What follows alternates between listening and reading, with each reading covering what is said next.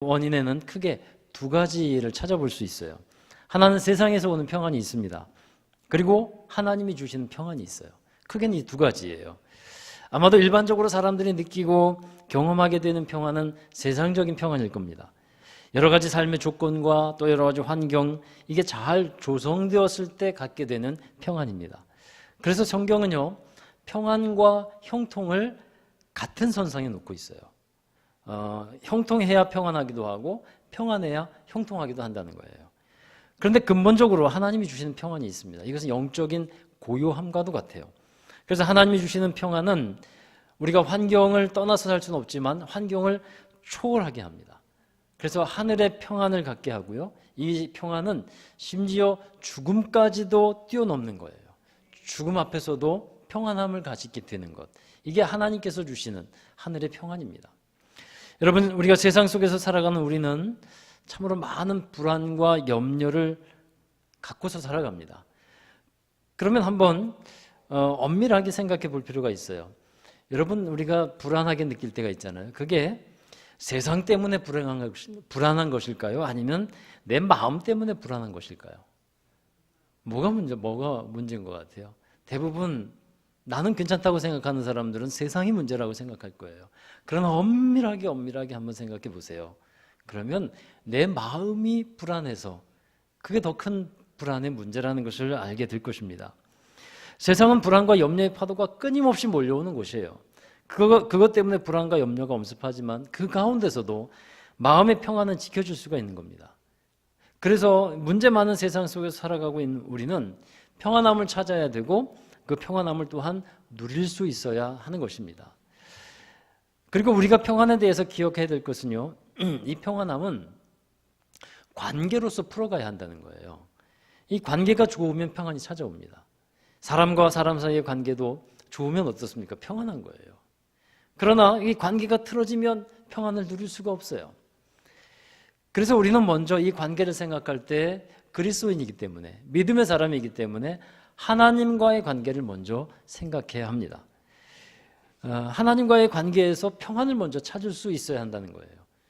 우리는 믿음의 영역에서 세상이 주는 평안이 아니라 하나님이 주시는 평안을 찾아야 한다면 하나님과의 관계, 이 관계를 늘 생각하는 여러분 되시기 바랍니다. 우리 고린도후서 5장 20절의 말씀인데요, 함께 나와 있는 화면에 읽어보실까요? 그러므로 우리가 그리스도를 대신하여 사신이 되어 하나님이 우리를 통하여 너희를 권면하시는 것 같이 그리스도를 대신하여 간청하노니 너희는 하나님과 화목하라. 하나님과의 관계의 문제가 틀어질 때, 관계가 삐거덕거릴 때 그 사람의 마음에는요, 세상을 이길 수 있는 믿음과 평안의 능력, 이게 사라지게 돼요. 그러나 하나님과의 관계가 잘 이루어지잖아요. 그러면 세상의 염려와 불안이 엄습할 때도 그걸 이길 수 있는 믿음과 그리고 능력을 갖게 됩니다. 따라서 평안은 자동적으로 오는 거예요.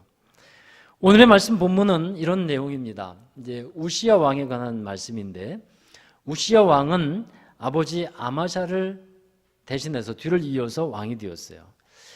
여러분, 우시야 왕도 사람이기 때문에 그의 인생에 평안할 때가 있었고 근심할 때도 있었지만, 이 우시야 왕, 역대하 26장의 말씀을 여러분 잘 읽어보시면 크게 두 가지를 비교해서 우리에게 말씀을 하고 있어요.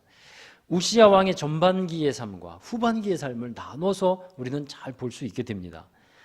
우시야 왕의 전반기의 삶은 굉장히 형통한 삶이었어요. 아주 부강한 삶이었고 강건케 하시는 하나님을 경험하는 삶이었어요. 그러니까 평안했습니다. 그러나 후반기의 삶은 고통과 불안, 후회의 삶이었어요. 비참한 삶이었어요. 자, 우시야가 왕이 되고 나서 이스라엘은 큰 번영의 시대를 맞이하게 됩니다. 주변의 여러 나라들이 조공을 바칩니다. 잘 섬기게 됩니다. 그러니까 우시야는 점점 강성한 시대를 살아가게 돼요. 그런데 후반기는 너무나 비참했어요. 그가 강성해지니까 우시야는 나중에 교만해졌다 그랬어요. 그래서 제사장이 분향하라는 것, 제사장이 하나님께 제사를 드려야 되는데 왕인 이 우시야가 제사장의 역할을 하려고 합니다. 선을 넘었죠. 그래서 그런 일을 하지 못하게 스가랴 제사장이 말리려고 했으나 고집을 꺾지 않습니다. 그 결과 하나님의 진노를 입어서 그는 나병이 들게 되고 아주 쓸쓸한 퇴장, 최후를 맞이하게 되는 겁니다. 자, 우시야가 이처럼 초창기와는 전혀 다른 후반기의 삶을 살아요. 왜 이렇게 되었을까? 또 그 이유는 무엇인가? 우리 역대하 26장 4절의 말씀을 읽어보면 어떻게 이런 차이가 있었는지를 잘 알게 돼요. 자, 오늘 말씀 26장 5절의 말씀입니다. 5절의 말씀 함께 읽어보시죠. 하나님의 묵시를 밝게 하는 스가랴가 사는 날에 하나님을 찾았고 그가 여호와를 찾을 동안에는 하나님이 형통하게 하셨더라. 아멘.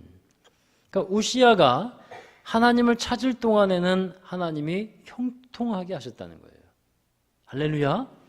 이 원리를 여러분 일평생 잊지 않는 저와 여러분 되기를 진심으로 원합니다. 하나님을 찾을 때 하나님은 형통하게 하셨더라. 형통한 것은요, 평안한 것과 이어진다 그랬잖아요. 그래서 형통한 것은 곧 평안한 삶을 살게 되었다는 거예요.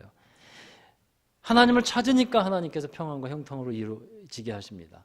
그러니까 여러분, 하나님과의 관계를 지금 말씀하고 있어요. 하나님과의 관계가 정말 좋았을 때는 하나님이 그를 형통하게 하셨다는 겁니다. 하나님을 찾고 하나님을 경외하며 하나님의 뜻을 쫓아서 살아가려고 할 때 그 사람에게 하나님은 형통한 삶을 약속하셨어요. 여호수아에게도 그런 말씀하셨죠. 하나님의 말씀을 주야로 묵상하고 내가 내게 말한 것을 다 지켜 행하라. 그리하면 내 길이 형통할 것이다. 그리하면 내 삶이 평안할 것이다. 이렇게 말씀하고 있습니다. 여러분, 근데 오늘 이 5절의 말씀에 보면 한 가지 주목하게 되는 말씀이 하나 있어요. 그게 뭐냐 하면 하나님의 묵시를 밝히 아는 스가랴라는 말씀이에요. 하나님의 묵시를 밝히 아는 스가랴. 스가랴라고 하는 선지자가 있는데 그가 우시야 왕에게 하나님의 묵시를 전해주게 됩니다. 여러분, 이 묵시가 뭡니까? 묵시라는 것은 영어 성경에는 이렇게 표현되어 있어요. The visions of God. 그러니까 하나님의 비전이에요. 하나님의 비전이 묵시예요. 다른 말로 하면 계시예요. 계시. 잠언 29장 18절에서도 묵시가 없으면 그 백성이 방자에 행하게 된다. 이거를 영어 성경 원어에 보면 멸망하게 된다라고 표현되어 있어요. 자, 한번 보실까요? 잠언 29장 18절. 묵시가 없으면 백성이 방자에 행하거니와 율법을 지키는 자는 복이 있느니라. 그러니까 이 묵시도 하나님의 비전이라는 거예요. 그러니까 하나님의 비전이 없는 사람, 하나님의 꿈이 없는 사람, 하나님의 계획을 알지 못하는 사람은 방자에 행한다. 자기 멋대로 행하는 거예요. 그리고 결국은 망하게 된다는 것을 성경은 말씀하고 있습니다. 그러면 여러분, 하나님의 비전이 뭡니까? 하나님의 꿈이 무엇입니까? 이것이 성경에서 말씀하고 있는 가장 유일하고 궁극적이고 본질적인 것인데 그 하나님의 비전은 바로 하나님의 나라예요. 하나님의 나라를 이루어가는 것이 하나님의 꿈이고 하나님의 유일하신 비전입니다. 이 세상에서 하나님의 나라를 다시 회복하는 것, 그리고 이것이 하나님의 묵시이고요, 계신 거예요. 여러분, 요한계시록을 생각해 보십시오. 요한계시록에서 궁극적으로 말씀하시는 것은 새하늘과 새 땅이 도래할 것이라는 것을 말씀하잖아요.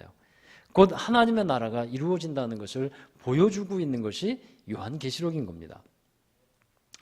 자, 이와 같은 묵시, 하나님의 묵시가 없으면 그 백성은 방자에 행하고 결국은 망하게 된다는 거예요. 우시야의 경우에는 하나님의 비전, 이 하나님의 묵시를 알려주는 사람이 있었어요. 그가 스가랴예요. 스가랴 선지자가 하나님의 비전을 계속해서 심어줍니다. 알려줍니다. 아마 우시야가 나라를 다스릴 때 이러저러한 일이 많았을 거예요. 그 우시야가 어떤 판단을 해야 되고 어떤 일을 행할 때 잘못하는 것이 있겠죠. 그러면 스가랴 선지자가 가서 왕이시여, 이것은 하나님의 뜻에 어긋납니다. 당신이 행한 통치는 하나님의 나라를 이루려고 하는 것이 아닌 것 같습니다. 이렇게 알려주는 거예요. 그래서 하나님의 비전을 깨닫습니다. 그리고 하나님의 나라에 초점을 맞추면서 살아갑니다. 그러니까 그 결과가 형통케 하셨더라는 거예요. 그 결과 평안케 하셨더라는 겁니다. 여러분, 이런 하나님의 나라의 비전을 이루기 위해서 이 하나님의 나라의 비전, 이 비전을 우리도 품어야 하는 겁니다. 그게 하나님의 묵시예요. 하나님의 나라가 어떻게 이루어지게 되는지 성경을 통해서 우리가 잘 깨우치고 그리고 그 뜻에 함께하는 사람이 되어야 할 것입니다. 이런 하나님의 나라의 비전을 이루기 위해서 특별히 은혜를 주신 것이 뭐냐면 하나님께서 우리에게 예수 그리스도를 보내주신 거예요. 예수님은 하나님의 비전의 핵심입니다. 하나님의 꿈을 이루어 가시는 하나님의 역사가 바로 예수 그리스도인 줄로 믿습니다. 따라서 우리는요, 하나님으로 인해서, 예수님으로 인해서 하나님의 비전에 함께 할 수 있는 거예요. 스가랴가 우시왕에게 가르쳐준 비전, 궁극적으로 본다면 이게 어디로 이어지냐면 예수 그리스도로 이어지는 겁니다. 왜냐하면 구약의 율법과 선지자들이 계시하는 것이 무엇입니까? 메시아 예수예요. 여러분, 스가랴가 바로 이러한 점을 지속적으로 우시야 왕에게 상기시켜 주는 것인데, 그럴 때마다 우시야는 누구를 찾습니까? 여호와 하나님을 찾습니다. 여호와 하나님을 찾아요. 이 삶이 너무도 아름다운 삶이에요. 그래서 하나님은 하나님을 찾는 우시야에게 형통과 평안한 삶을 이루어 주셨다 하는 말씀입니다.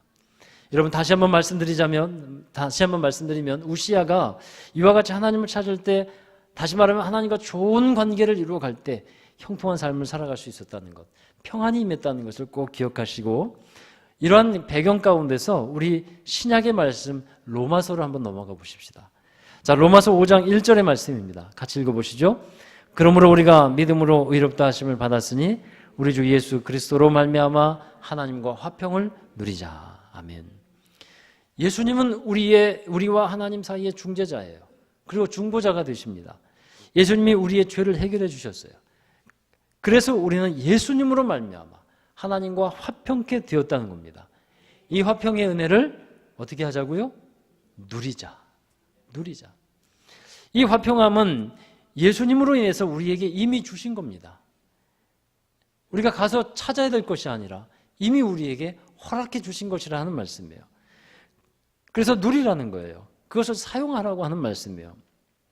이게 어떤 의미냐면, 이런 예를 들어드리면 이해가 더 쉬울 것 같아요. 언젠가 우리 교회 어린이부에서 달란트 시장을 할 때가 있었습니다. 달란트 시장이 개설되는 날을 딱 정해놓고 아이들은 몇 달에 걸쳐서 달란트를 받습니다. 달란트를 모읍니다. 열심히 예배에도 참석하고 또 여러 가지 일을 하면 상도 받고 해서 달란트를 모읍니다. 드디어 달란트 시장이 열립니다. 아이들이 많이 가진 애 있고 적게 가진 애가 있지만 하여튼 달란트를 가지고서 여기저기 다니면서 사고 싶은 것을 삽니다. 그런데 그 사는 것을 보면 아이의 성격이 다 나와요. 어떤 아이들은 사고 싶은 것을 순식간에 다 사버립니다. 그리고 나서 아직도 살 것이 많은데 달란트가 없어요. 그러니까 울먹울먹하는 아이들이 있어요. 어떤 아이들은 구걸하면서 다닙니다. 달란트 좀 달라고. 성격이 다 나오더라고요. 어떤 아이는요, 이런 아이가 있어요. 달란트는 손에 많이 쥐고 있는데 몇 개 사지를 못하는 거예요. 그러면서 계속 생각만 하고 다닙니다. 골래고 다닙니다. 다른 아이들이 이미 좋은 것들은 다 사버렸어요. 근데도 손에는 아직도 달란트가 많아요. 얼마나 안타까운지요. 그래서 붙들고 얘기하는 거예요. 야, 이거 빨리 써야 된다. 지금 안 쓰면 아무 소용이 없단다. 나중에 이거 종이짝에 불과한 거야. 조금 있으면 이거 달란트 시장 문 닫는데 그때까지 이거 다 써야 돼. 그래도 손에 쥐고서 살까 말까 안타까워하는 아이들, 참 제일 안쓰러운 아이들이 그런 아이들이에요. 그 좋은 것을 안 쓰고 있단 말이에요. 써야 되는데. 여러분, 어떤 사람이 진짜 부자일까요? 그렇게 달란트를 많이 갖고 있는 그 아이가 부자일까요? 그렇지 않습니다. 그걸 가지고 잘 쓴 아이가 부자예요. 우리에게도 마찬가지입니다. 많은 돈을 갖고 있어도 그걸 제대로 쓰고 가지 않은 사람은 부자가 아니에요. 비참한 사람이에요.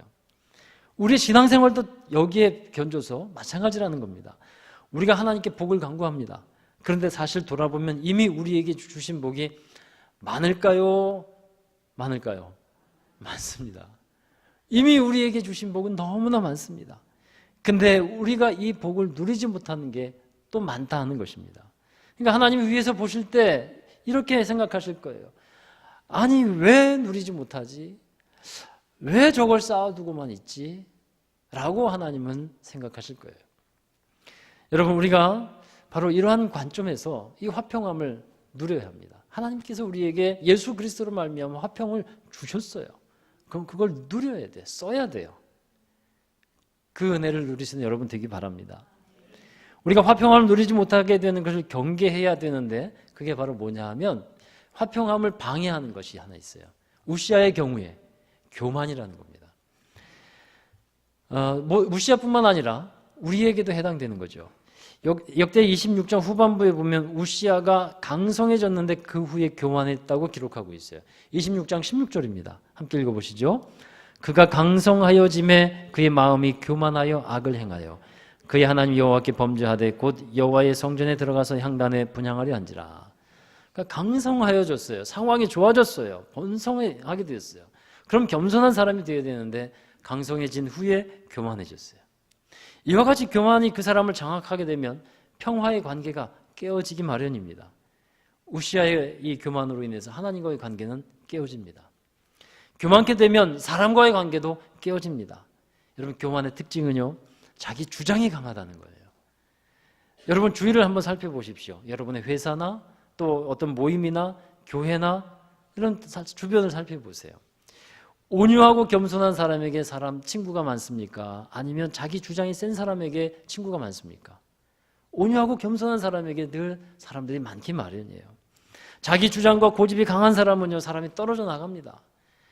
그래서 결국은 외로워지는 거예요. 우시아가 나중에 어떻게 최후를 맞이하는 줄을 우리 26장에 보면 잘 나와 있는데 21절에 보면 죽는 날까지 나병 환자가 되어서 여호와의 전에서 끊어졌다 그랬어요. 그러니까 여호와의 전을 가까이 할 수 없었어요. 그리고 별궁에서 살았다고 기록하고 있습니다. 외롭게 되었죠. 사람이 다 떨어져 나갔어요. 말년에 비참하게 되었다는 겁니다. 그래서 여러분, 우리는 하나님의 백성인데 하나님의 나라의 사람들인데 하나님께서 주신 이 화평함, 이것을 우리가 이 하나님 나라 가기까지, 그러니까 천국에 가기까지 우리는 잘 사용하고 가는 저와 여러분이 되어야 할 줄로 믿습니다. 하나님의 나라는요, 또한 죽어서만 가는 게 아니에요. 이 땅에서 하나님의 나라를 우리는 살아내야 합니다. 하나님의 나라에 가는 사람은요, 물론 죽어서 가는 나라가 있지만 이미 우리에게 허락되어진 임하신 하나님의 나라, 이 땅에서 우리는 하나님 나라를 살아가는 연습을 잘한 사람은요, 하나님 나라에 가서 더 잘 살 거예요. 여러분, 그래서 우리에게 주신 것을 누려야 되는데 그 중에 하나가 화평이라는 겁니다. 예수님이 우리에게 주신 화평, 이 선물, 신앙생활을 하면서 평안이 없어서 평안을 누리지 못하는 것이 아니란 말씀입니다. 이미 예수님은 우리에게 평안을 주셨어요. 그 평안을 우리는 꺼내서 사용해야 한다는 거예요. 하나님과 화평을 누리는 사람의 특징은요, 다른 사람들과의 관계 속에서도 화평을 누립니다. 그래서 하나님과의 화평은 사람과의 화평으로 연결되어져서 그물처럼 잘 짜여져 있어요. 그 화평을 누리는 장소가 바로 교회가 되는 것이고 여러분의 가정이 되어야 되고 여러분의 삶의 터전이 되어야 할 것입니다. 그래서 할 수 있는 한 가능한 모든 사람과 화평하는 여러분 되시기를 바랍니다. 우리는 문제 많은 세상에 보내진 사람들이에요. 싸움과 다툼이 있는 세상에 보냄받은 사람들입니다. 그런데 화평을 누리는 사람은요, 그 문제 많은 세상, 싸움과 다툼이 있는 그 세상에 갑니다. 가서 피스메이커가 되는 거예요. 예수님께서 산상수훈에서 화평케 하는 자의 복에 대해서 말씀해 주셨어요. 마태복음 5장 9절의 말씀, 시작. 화평케 하는 자는 복이 있나니 그들이 하나님의 아들이라 일컬음을 받을 것이요. 그러니까 우리가 하나님의 자녀입니다. 그러면 세상에서도 화평케 하는 역할을 감당하는 사람, 그게 하나님의 자녀, 하나님의 아들됨의 모습이라 하는 것입니다. 여러분, 화평하지 않으면 누가 손해인지 아세요? 자기가 손해예요. 반대로 화평하지 않을 때 이득을 보는 존재가 있습니다. 사단이 좋아합니다. 이솝 우화에 이런 얘기가 있어요. 아주 친하게 지내는 4마리의 황소가 있었는데 이 4마리의 황소는 어디를 가든지 함께 다녀요. 함께 풀을 뜯어먹고 함께 쉬고 함께 잠을 잡니다. 근데 그렇게 항상 함께 지냈기 때문에 어떤 위험이 다가와도 두렵지 않았습니다. 합심해서 대처해 나갔어요. 그런데 그들을 잡아먹으려고 하는 사자 한 마리가 있었어요. 사자는 어느 누구와도 1대1로 대결하면 자신이 있었지만 4마리 황소가 함께 달려들고 대결을 하면 그건 이길 수가 없었어요. 그래서 사자가 기회를 엿보고 있다가 황소들이 풀을 뜯고 있을 때 그중에 약간 뒤처진 황소 있잖아요. 그 황소에게 살금살금 다가갔어요. 그래서 귓속말로 이렇게 얘기합니다. 다른 소들이 너 흉보고 있다. 그랬어요. 그리고 또 기회를 엿보고 있다가 다른 황소에게 또 갔어요. 또 말합니다. 다른 소들이 너 흉보고 있어. 네 마리 황소에게 각자 기회를 엿보겠다가 가서 그 말을 해주는 거예요. 다른 소들이 너를 흉보고 있다. 어떻게 됐을까요? 그 네 마리 황소들은 서로 불신하게 됩니다. 다른 소들이 나를 흉보고 있다고 생각하는 거죠. 불신해요. 그러자 결국 이 네 마리 황소의 관계가 깨어집니다. 각자 흩어져서 살게 돼요. 사자는 그것을 노리고 있었던 거죠. 그래서 각자 흩어져 살고 있던 네 마리 황소를 한 마리씩 모두 잡아먹었다는 아주 슬픈 이야기가 전해 내려오고 있습니다. 여러분, 우리는 이 성탄절을 맞이할 준비를 하고 있어요. 이번 성탄절에는요, 여러분 마음에 우리 첫 주에는 희망을, 소망을 말씀드렸지만 이 두 번째 오늘은 화평을 여러분의 마음에 심는 귀한 성탄절이 되었으면 좋겠습니다. 화평의 빛으로 오신 예수님, 그 예수님을 여러분이 드러내는 거예요. 어제 청년부 모임에서 우리는 하나님의 형상으로 지음받은 존재라는 것에 대해서 말씀을 나눴어요. 창세기 말씀을 우리가 공부하고 있는데 우리 안에 하나님의 형상이 있다는 거죠. 곧 하나님의 성품이 있어요. 이 형상은 우리의 형상을 통해서 하나님이 드러나게 된다는 겁니다. 그래서 우리의 말을 통해서, 우리의 삶을 통해서 하나님을 드러내는 것이 하나님으로 지음받은 하나님의 형상을 가진 사람들의 삶이어야 한다는 거예요. 제가 예전에 썼던 설교문에 이런 얘기가 하나 있었어요. 이제 설교문에도 하나, 설교 집에도 하나가 들어있는 예화인데, 결혼한 지 10년이 된 부부가 있었어요. 여러분, 세월이 흐를수록 남편에 대한 이 아내의 사랑이 더 커져가면 좋겠지만 불만이 쌓여갔어요. 10년쯤 되니까. 그렇게 시간이 흐를수록 갈등이 커져갔어요. 이 부부간의 화평이 깨어지게 됩니다. 가정이 참 힘들어지게 됐어요. 서로 고민 끝에 이 부부가 각자 종이 상자 하나씩을 준비했어요. 그리고 서로에게 불만이 생길 때마다 불만 내용을 글로 써서 거기에 집어넣기로 했습니다. 그리고 한 달 후에 우리 한번 펴보자. 한 달 동안 얼마나 많은 불만들이 있는지 불만 생길 때마다 각자 거기에 써서 넣자라고 했어요.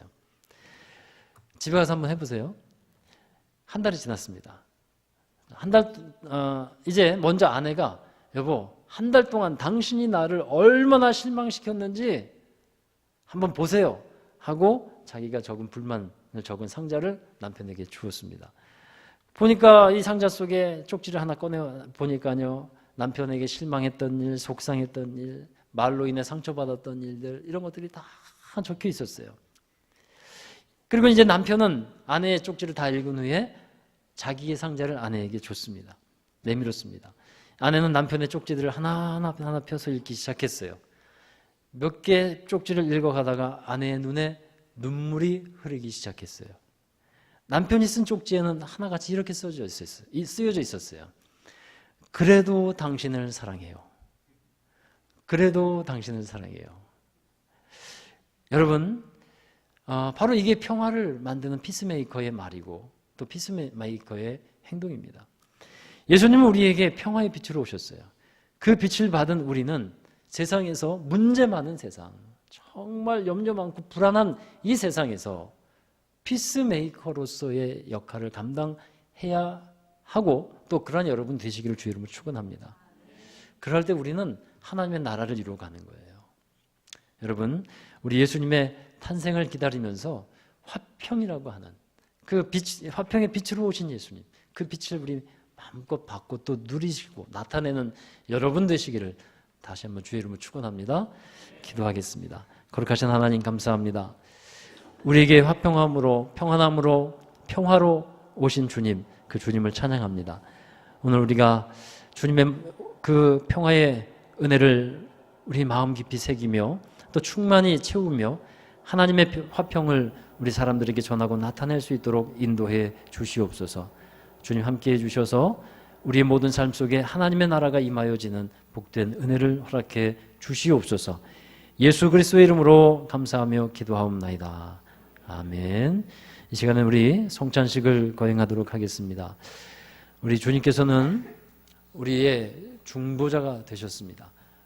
우리의 중보자가 되시고 또 우리의 삶을 하나님께로 인도하여 주신 분이 되었습니다. 성찬위원 앞으로 나오시고 반주자 앉으시면 되겠고요. 자, 우리 성찬에 임하시면서 우리 하나님 그 주님의 죽으심과 부활을 우리가 다시 한번 생각하게 되는데 우리를 사랑으로 인도해 주신 그 하나님께 우리 감사하면서 성찬에 임하십시다. 우리 다 함께 찬송가 149장입니다. 149장 1절만 찬송하겠습니다.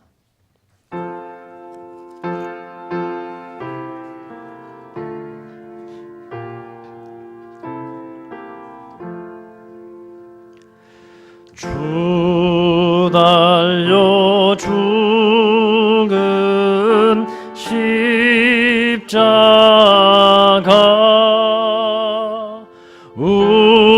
우리가 새